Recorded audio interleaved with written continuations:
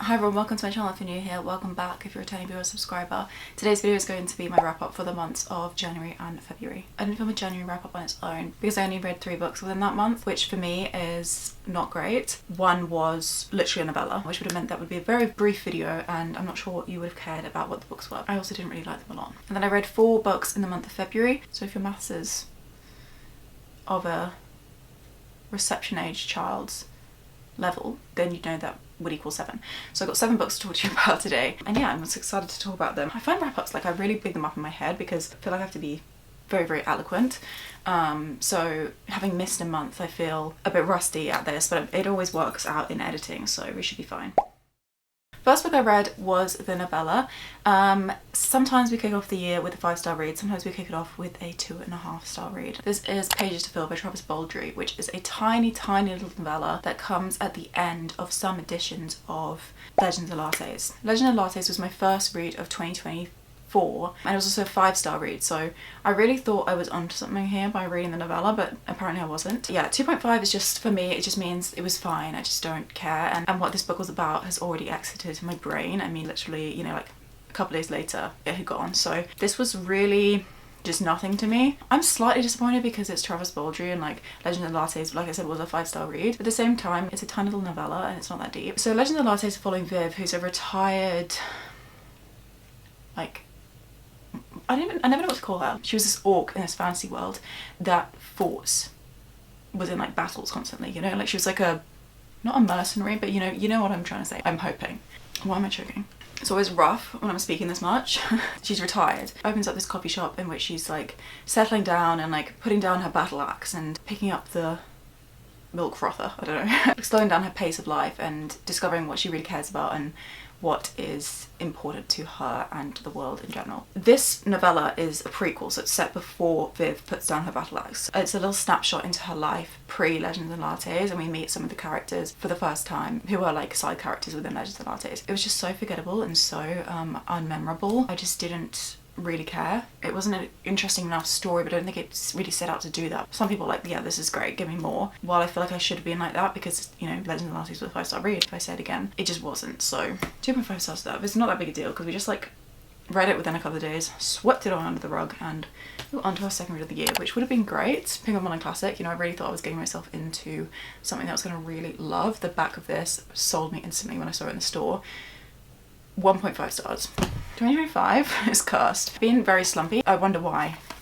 Shimamura is tired at the bustling city. He takes the train through the snow to the mountains, the west coast of Japan, to meet with a geisha he believes he loves. Beautiful and innocent Komiko is tightly bound by the rules of a rural geisha and lives a life of servitude and seclusion that is alien to Shimamura. Their love offers no freedom to either of them. I thought this would be full of yearning and heartache and devotion in this kind of slightly forbidden way. We didn't get any of that. This was really, really weird and not nice.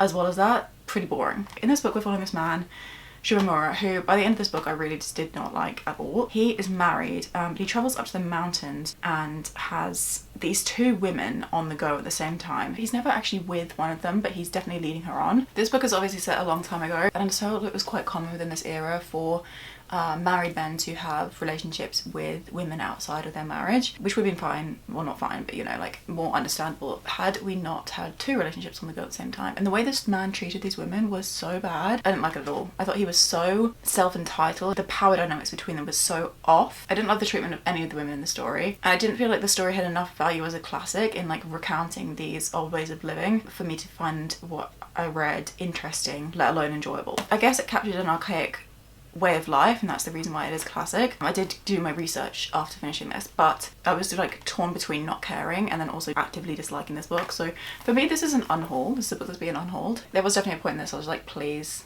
be over. I can't wait for this to end. And it's such a short, tiny little book. The font is decently big, so you would have thought that, you know, I would have got through this quite quickly, but no, it just dragged so much. And then the ending was so ridiculously dramatic and over the top, and I guess that's where the story really is, and you're left like reflecting on this final scene. But the final scene was so out of left field that it felt almost soap opera-y. Just not for me.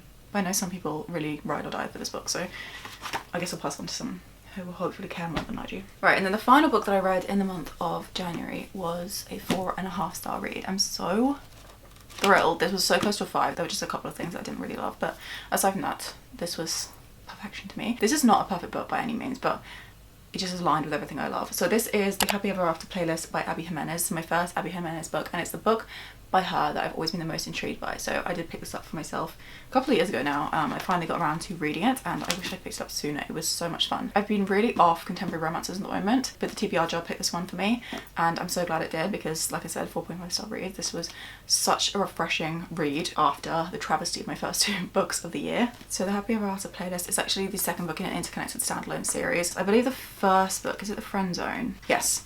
So technically you should read that one because the FMC in this one is a side character in the first book, and you really kind of like establish who she is, I feel like, in that one. I haven't read that one, but I'm told that's the way it is. I don't really mind just having read this because I feel like I wasn't lost at all. I just feel like I would have had probably a more rich reading experience had I read the first one because it's just like interconnected standalones. It's not like a sequel to that one. But yeah, anyway, so we're following Sloane, and in the past couple of years she lost her fiance. He died in, I think it was in a motorcycle accident. She's still obviously very much in the trenches in terms of her grieving process. Hasn't opened her life up to the idea of healing. I feel like that's the main thing. It's really interesting actually. There's quite a heavy theme of grief in this, but particularly, like, I feel like no matter what you're going through, the idea of having gone through something horrific and something that was very, very life-changing for you, at what point do you allow yourself to rest with the grief, allow the space for moving on to having happiness again, and like allowing happiness? She's just driving somewhere and this dog jumped like up onto her car and then like in through the sunroof. It's kind of ridiculous. She calls the number on the collar and she eventually gets through to this guy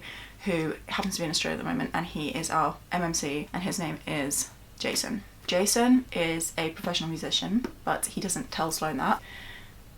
This is like, you know what I'll say about this book? Abby Jimenez wrote this book for the fangirls. If you have a crush on any sort of musician, any famous person, there's a book for you. This is so like Wattpaddy, but in the best way. This girl, you know, she's like, I had no idea that's who you are, but I'm a massive fan of your music. You know, it's that kind of vibe. Anyways, she eventually meets up with Jason, and then they start this like very, very quick like whirlwind of a romance that honestly, like, he doesn't even want to drop her home at the end of their first date. He's like after her, you know, in a, you know, if he wanted to, he would kind of way. That was one of the problems I had with this book, is it's just so insta-love. I know that a lot of people have a major issue with that, but I felt like it was kind of semi-forgiven because of how unrealistic the rest of this book was. I feel like that was, you know, that made sense too. And also, like, what a dream to have just like insta-love with some like world famous musician. I enjoyed the exploration of the deep topics. I was really just here for the vibes though, and they delivered so well. There were several points about 3/4 of the way through the book. It wasn't necessarily like the the third act breakup. The FMC drove me insane to the point where I was like yelling at my Kindle in the middle of the night, whisper yelling,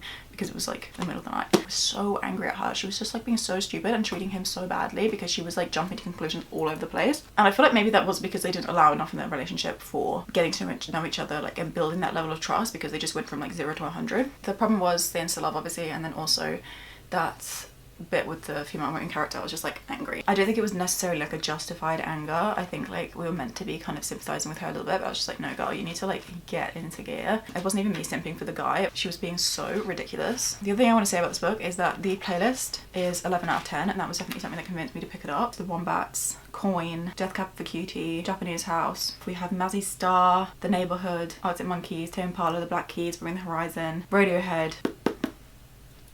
The only thing was is that, if you didn't know this already, Arctic Monkeys is my favourite band. One of the chapter headers was for Do You Wanna Know. Miss Abby Jimenez misunderstood the lyrics of that song, but that's just me being a nerd, so maybe that's okay. The first book that I picked up there, or the first book I finished, was The Vanishing Half by Brit, Bennett. This is a book that's been on my shelves for a couple of years as well. Another one that I've chose to read because the TBR job picked it for me. So this follows Stella and Desiree, who are identical twins growing up in a southern black community. At age 17, they move away to a city, switch their lives around so that they're living for themselves and also escaping like the tight-knit community that they've grown up in. While these girls are away, one of the twins runs away. I think it's Stella. Yeah, runs away. Starts this whole new life and leaves Desiree in the dust with no information as to where she's gone. We quickly find out that these two women, these two twins, have been living their lives in completely different ways. So Stella is passing as white, and she's married to a white husband, and she's very, very wealthy. And Desiree is living with a black husband. She actually ends up moving back in with her mum. It's about these two sisters, how their two lives, despite being identical twins, differ from one another in the most humongous ways. This was so well written. It had a fantastic audiobook. I listened and read along at points, or sometimes I was just reading it. By the end, I kind of fully committed to listening to the audiobook. So good. The narrator was perfect for this. She put on accents for all the characters. She had the most beautiful voice that was really like evocative of the place this book is set, and she's really brought it to life in a way that, you know, the best audiobooks do. The whole thing was super immersive. I feel like I could have just lived in the story. It is decently long and it's pretty slow paced as well. A longer book is sometimes nice in the fact that you can kind of live in the world a bit. I felt like I was really, you know, back in when this was set. I definitely think this was much less plot focused. It's got a really big cast of characters and we're following each of their individual lives, individual problems, their joys and their failings, and I feel like that was, while that, you know, did add to the expansiveness of the story, I feel like that was also the thing that let this book down, because I do believe it was overly ambitious. I think this book kind of fell at a hurdle it built for itself, because I think this author was trying to approach every single topic, huge topics, like really nuanced topics such as race and class and even the trans experience, and I think this book would have been more powerful and had it even just like cut off one of these topics, or still included it in the book but had it in a lesser way because we were focusing on this main topic or whatever it may be. I just felt like there was too much going on for how much time we had and how much attention as a reader I had. The focus trying to go really deep in some areas but also talk about everything in this sweeping wide look meant that some of these really important topics felt a little bit lukewarm, which is no fault of the author in terms of not having done her research or whatever it may be, but just like because she was talking about too much at the same time and it got kind of like overlapped and messy just because of the fact that there was too much happening. But I still think, like I said, fantastic audiobook, really, really interesting concept. There was so much that was good about this book. So 3.5 stars to The Vanishing Half. Highly recommend the audiobook though, because I feel like also I may have DNF'd this if I hadn't been listening via audiobook, because the audiobook was so good and really just carried the story along for me. There were definitely points in this that were a little bit dull or like I said, like not very plot focused and not very character focused. It was just like sailing on in the story. But yeah, still would recommend.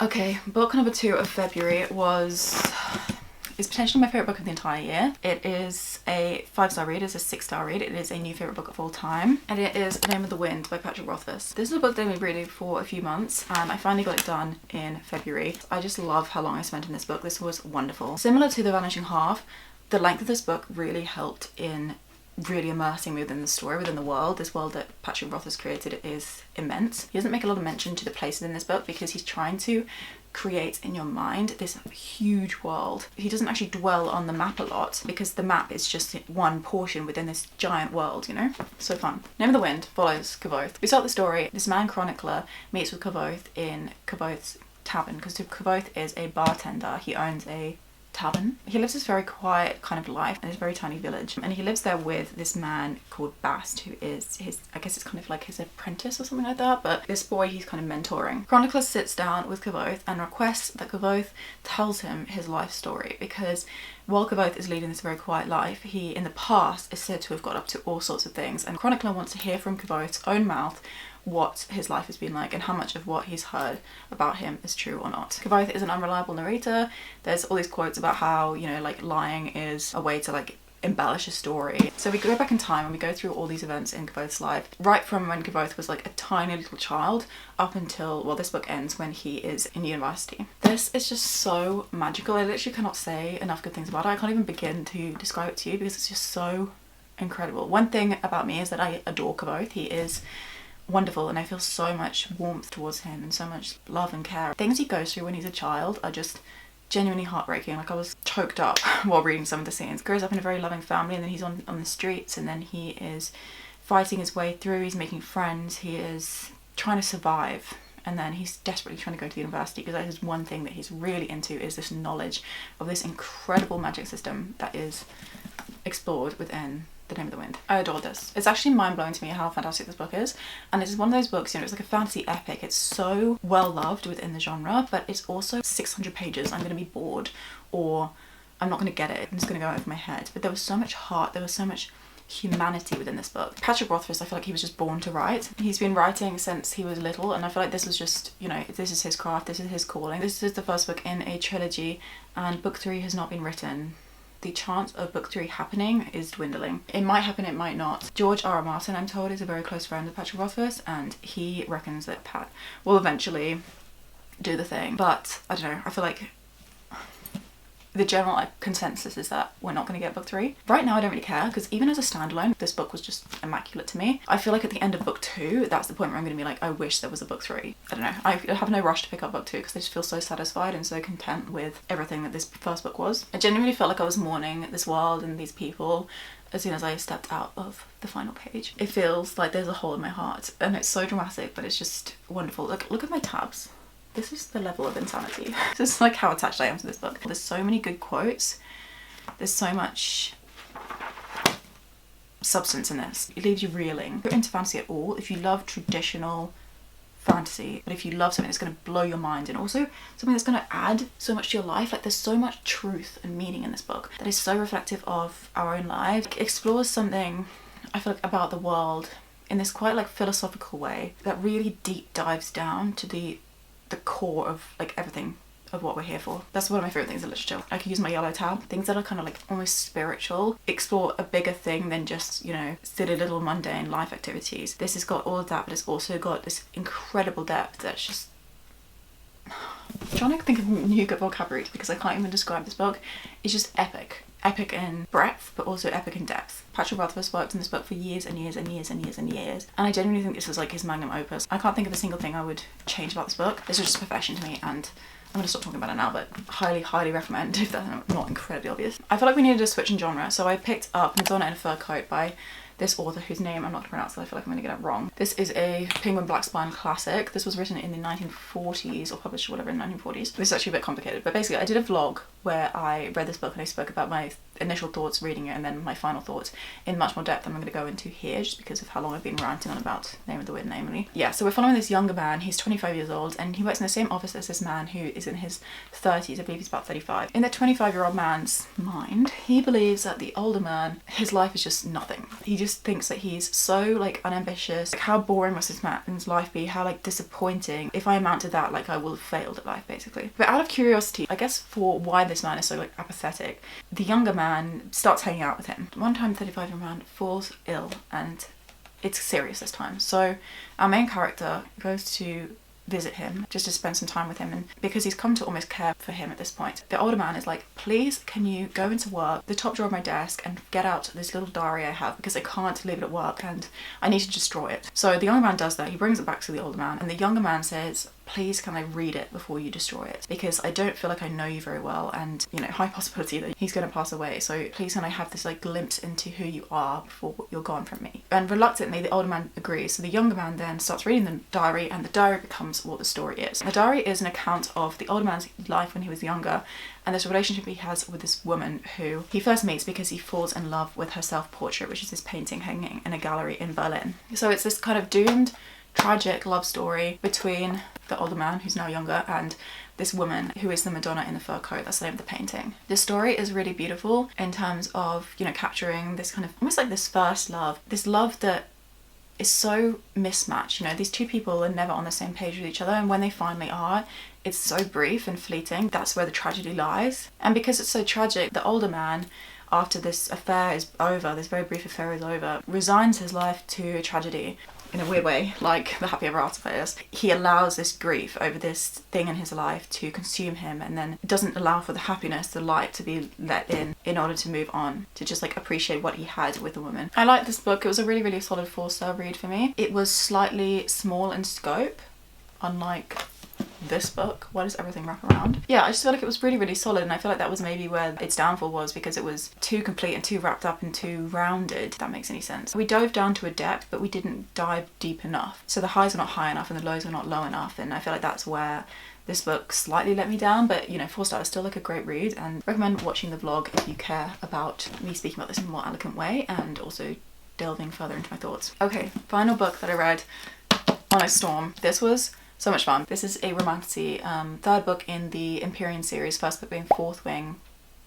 Everyone and their mother has read that. I loved Fourth Wing at the time. I gave it 5 stars. I really enjoyed it. And then Iron Flame was one that people didn't like so much because it was quite long and hadn't had a lot of editing done. That was still a 4-star read for me. I still think there was merit in that one. And then this one was a 4.5. I thoroughly enjoyed this. This was so much fun. It's so much shorter than book 2, and I feel like there was so much more editing done. The way this was written was so much better. I feel like she'd had the time to work on this. But yeah, the Fourth Wing series follows Violet Songale, and she enters this war college, basically trained to fight on dragons. Each person bonds with a dragon. That dragon like manifests this kind of signet, this power that means you can like draw from the dragon's power to something that's like personal to you. It's really, really interesting. But the main thing in the book is the relationship between Violet and Xaden. I think he's like 2 years above her, but he's also a member of the War College. So much goes down in book 1, and then a lot goes down in book 2, because the world is basically expanded upon in book 2 in this way that like, no, the plot is expanded on, but I feel like the world is expanded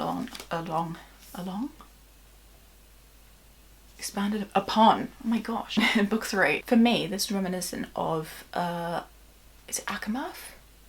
No, Akawar. I think it's Akawar. When Feyre and Rhys like go around trying to like visit the other High Lords and make deals with them. This was like a similar thing. There was a lot of travelling in this book, and for once, I'm so happy to report, we did actually use the map. My complaint about Ironflame particularly was that so many locations that were mentioned never ever be in the map, which is ridiculous, but yeah, they were in this one. My feelings were quite similar with how I felt about Ironflame. The pacing was for sure better in this one. My fatal flaw with this series is that I don't really love Xaden. I know that's such an unpopular opinion, but I find that he is too arrogant, you know, in this way that I'm just like, you just need to chill out, you know, just calm down. It's not that deep. Some stuff is that deep, but the stuff that you're deeping is not.